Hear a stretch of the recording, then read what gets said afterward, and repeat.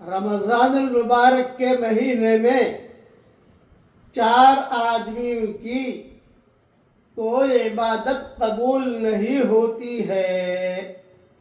Number 1، ماں باپ کا نافرمان، ماں باپ کو تکلیف پہنچانے والا۔ نمبر 2، دائمی شراب پینے والا، جو ہمیشہ شراب پیتا رہتا ہے، جس کی عادت ہے۔ نمبر 3، رشتہ داروں سے لڑنے والا، قطع رحمی کرنے والا، جو صلہ رحمی نہ کرے۔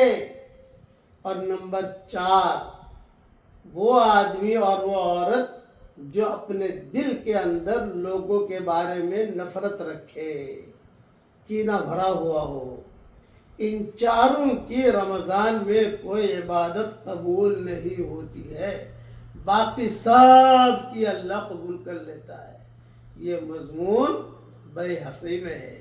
اس لیے کسی شاعر نے کہا ہے، لوگ سمجھے مجھے مسکین و حقیر و تنکی، لوگ سمجھے مجھے مسکین و حقیر و تنکی، وہ نہ کہہ دے کہ میری بزم کے قابل نہ رہا۔